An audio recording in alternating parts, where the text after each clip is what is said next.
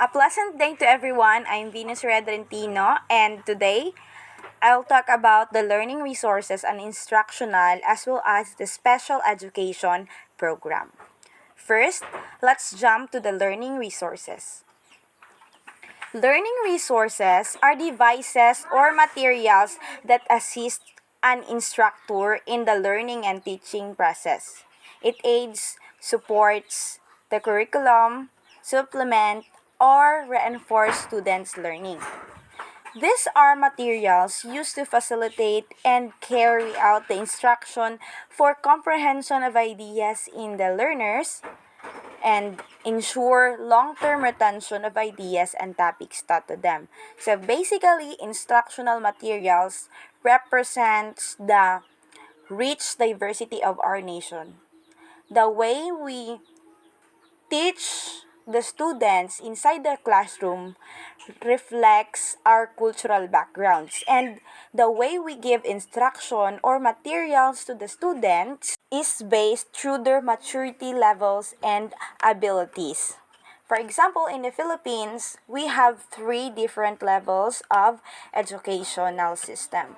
These are the elementary, secondary, and tertiary levels.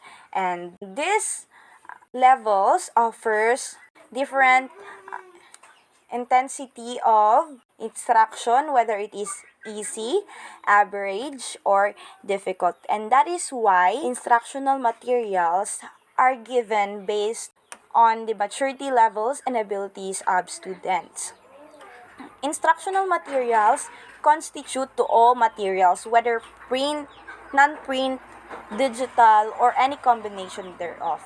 We can get it from textbooks, novels, films, play, radio program, multimedia, lectures, articles, and today in the new normal, we use technology as a way to modify the learning system in which we do not go into our classroom like traditionally we used to, but nowadays we use different platforms using our cell phones to attend school, to attend meetings and conferences. Now, let's proceed to special education program. Special education program is designed to meet the specific and unique instructional needs of each child, allowing students to be equipped homogeneously by developmental stage or abilities rather than by age. It is a program that specializes students to go to school, learn, and make progress in their abilities and skills without determining abilities by their age. To them, age doesn't matter. What matters is the development that has been done. Regular students usually has this mindset that at the age of this, we could be at high school or college. In this way, we calculate things that we can do by the number of our existence, which differs here in special education program. This is specifically designed for those students who are mentally, physically, socially, and emotionally delayed. They are the children that experience disturbances in the various aspects of their life. They usually having a hard time to figure out things and their surroundings. Children with disabilities hinders themselves from doing things simpler and advanced that other normal children can do. We can identify their difficulties and to fully understand this in the four key terms associated by their delays. And these are the impairment, disability, handicap, and at risk. First, impairment. It refers to the loss or reduced function of a body part or organ. This type of delay happens when people or a child is having difficulty in accomplishing tasks simpler or faster, having slow progress, or difficult interacting with things or people around them. For an instance, an old man having difficulty in hearing, seeing, or remembering things. As we know, when people age, there is a decline in their in their health and sharpness. So that is why they have the difficulty in hearing, seeing, or remembering things. Next is disability. Disability exists when an impairment limits the ability to perform certain tasks. It can be caused by biological factors or inborn genetic disorder or acquired disorder due in lifestyles and environmental factors. This makes people cannot do things or interact with the world around them because of the cognitive, developmental, sensory, physical, and other more or any combination of them. Example is the Down syndrome.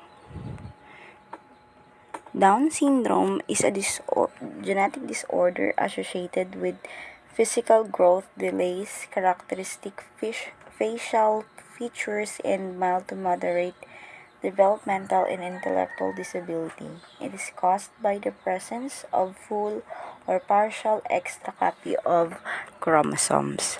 On the other hand, handicap is a problem encountered when interacting with the environment.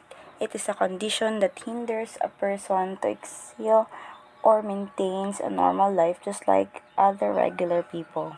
Handicap restricts the person to function wholesome because of the disability in physical, mental, emotional, or social. It is the result of the impairment or disability.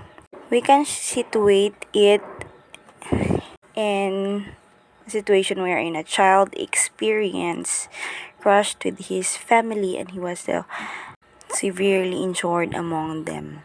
He was rushed to the hospital and undergone medical treatment and later on cannot walk independently. At risk. This is a condition that a child have a greater chance or potential developing a disability. For example, Cruz family has the history of having heart disease and cancer, and now Ben Cruz is being born in this family. Ben would have or will be more likely to experience or to inherit this kind of diseases.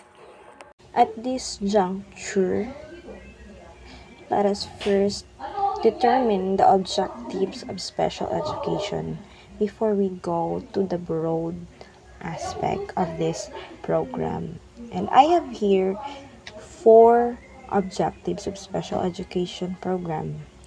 First is to provide flexible and individualized support system for children and youth with special needs in regular class environment in school. So the first objective tackles about the provision of flexible support system for the children with disabilities, the children with mental, physical, or social delays for them to be able to attend school or to refine their skills and abilities in school. Secondly, to develop and maximize the learning competencies of children with disabilities. This is to show that students with disabilities cannot be just only children with disabilities, but to encourage or to showcase their abilities to excel step by step. Thirdly, to inculcate values to make the learners with special needs useful or effective member of the society. These objectives is showing that the learners with disabilities with a proper culture of education and trainings that will pave the way for them to be helpful to the society.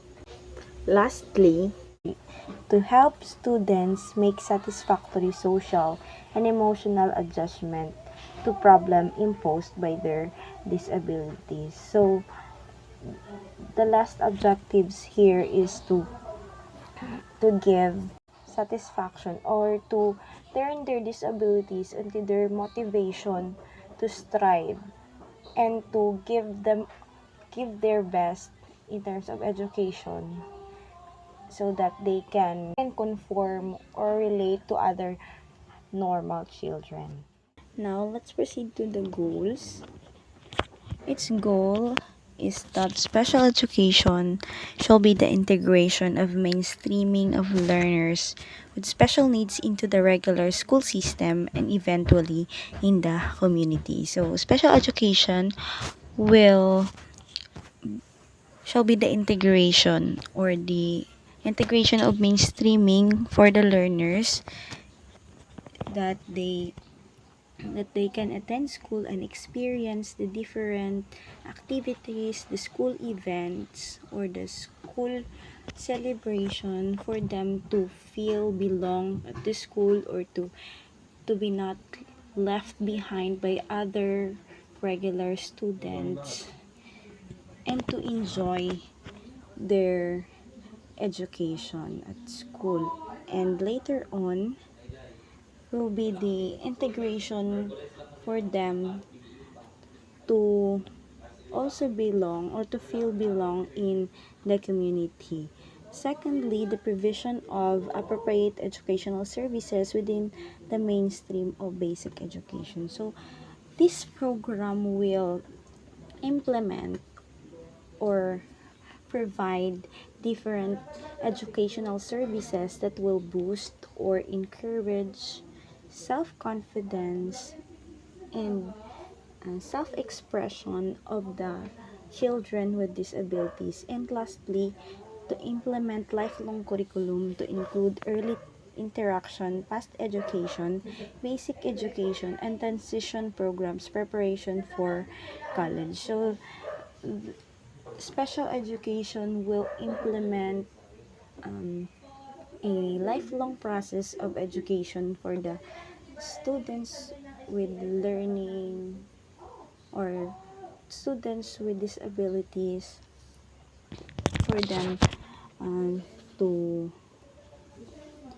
uh, to learn systematically and to prepare them for the different stages or the different educational uh, system of our country from the transition of elementary, secondary, and to tertiary level. For the purpose of special education, it ensures that all students eligible for special people to have a free and appropriate public education or FAPE to meet their needs and prepare them for future education, employment, and independent living. So the purpose is to give a free access to basic and appropriate public education. So that the students will enroll themselves without worrying how much will their education cost. This program also will secure their um, improvement and uh, performance at school to prepare them for the future and their uh, future employment and independent living. Next is to ensure student and parents' rights are protected. So this is special education stands for the protection of the students with disabilities, especially in bullying, other discrimination against them. Lastly, to assess and ensure the effectiveness of individualized education planning. They will see through the implementation of special education and will ensure that the teacher are giving their utmost um, parts in knowledge in dealing with special children that they may improve and they will get to know more about themselves, their interests, boosting their confidence, and distinguishing their strengths from weaknesses. Next is the services. These are the services or programs designed to help the child learn skills that other children learn during general education settings. These services or programs will foster child self-expression at school and establishing new skills and knowledge that they can use in the different settings. I have here 6 services, and these are the therapy, counseling, adaptive equipment, transportation, accommodations and modifications, speech, language services. So the first two, therapy and counseling, will only be practiced with the help of professional therapists or doctors that will assist and analyze the nature of their disabilities. Next is adaptive equipment, transportation, that will teach the students how to about the different needs or lifestyles that they should experience and learn, and so the free access to the public and private transportation according to the Public Act 7277 Chapter 6 Section 27, and the combinations and modification as well as the speech language services. Next is the legal basis of the SPED Act of 2007, wherein identifies that groups of children with special needs, and this includes the gifted children and fast learners, mentally handicapped or mentally retarded, visually impaired, hearing impaired, children with behavior problems, orthopedically handicapped, children with special health problems, children with learning disabilities, speech impaired, and persons with autism.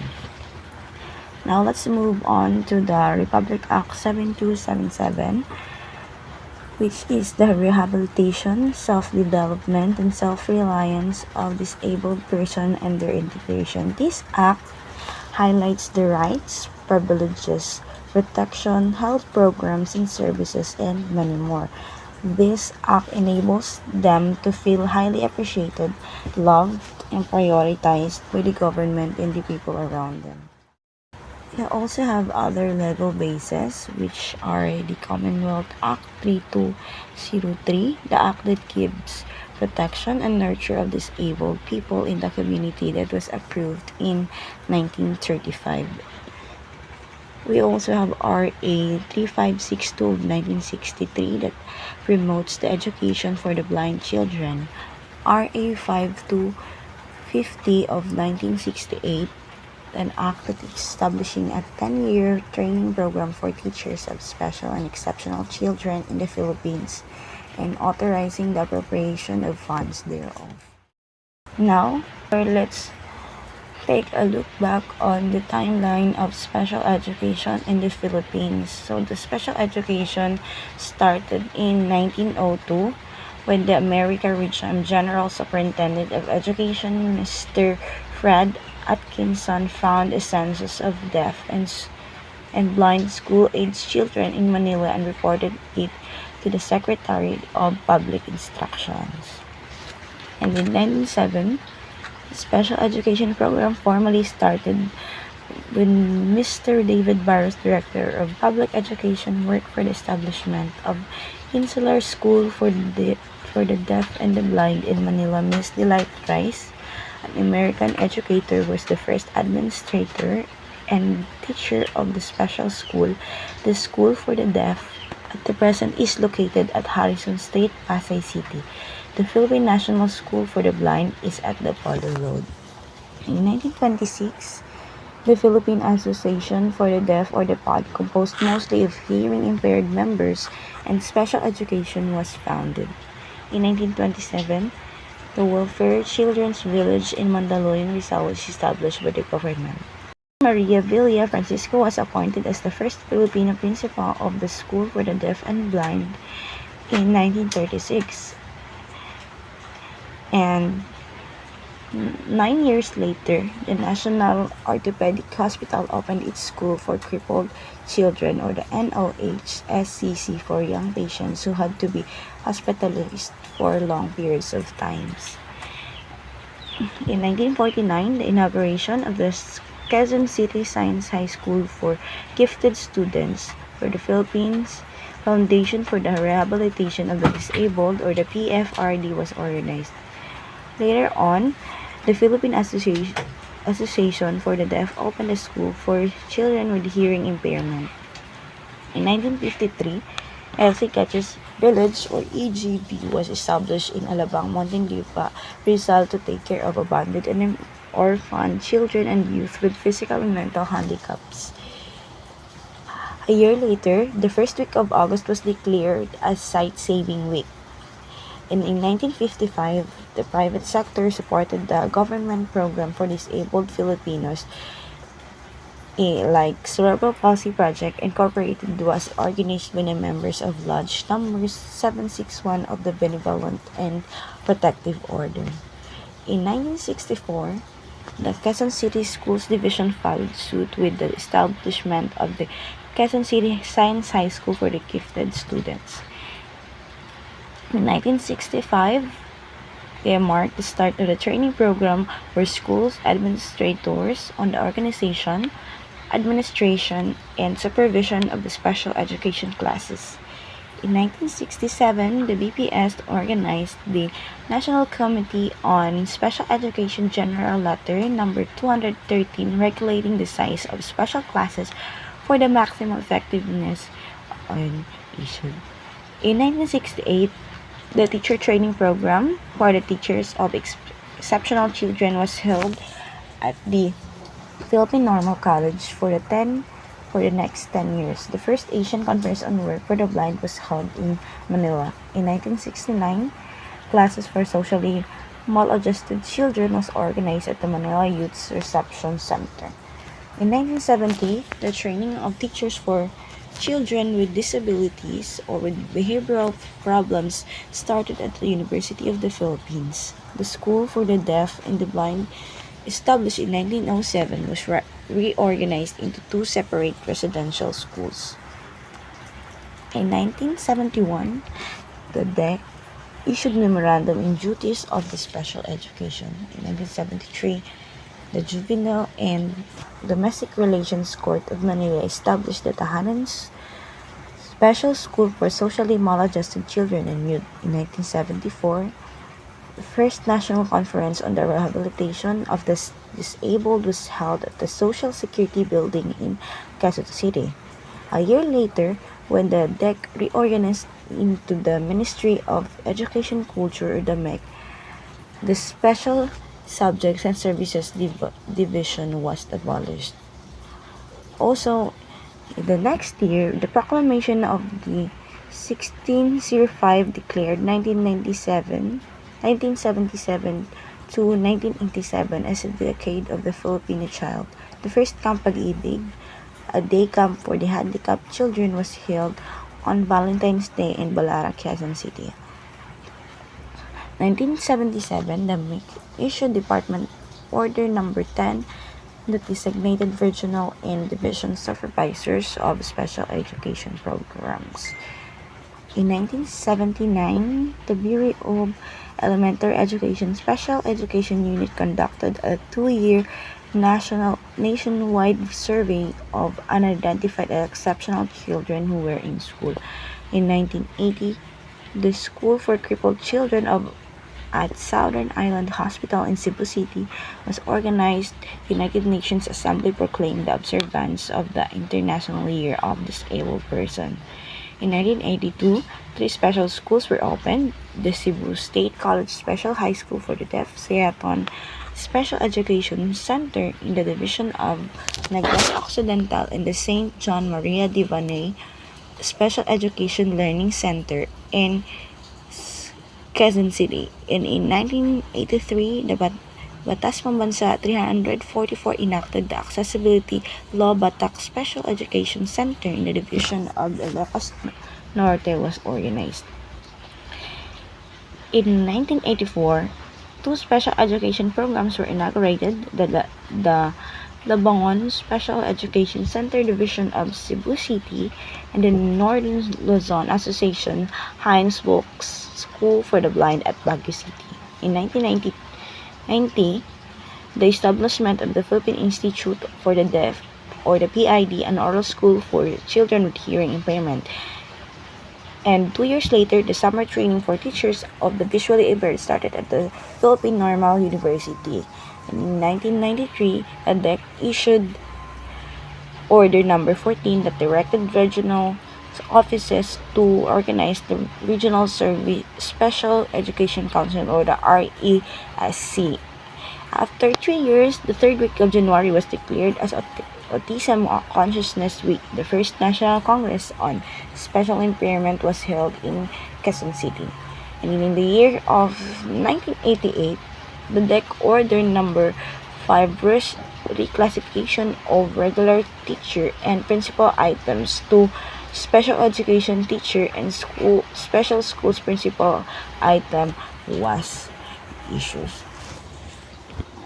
So now, let's proceed to the spread in the new normal. According to the DepEd Secretary Norm Diones, in the Manila Bulletin, the spread should continue under the Learning Continuity Plan, or the LCP, that was uh, newly discovered and implemented.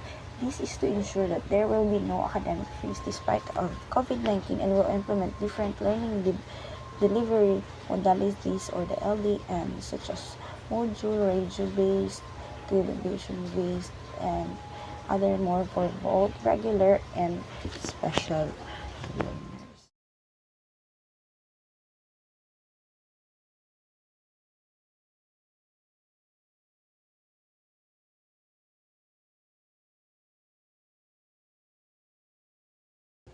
Thank you for listening.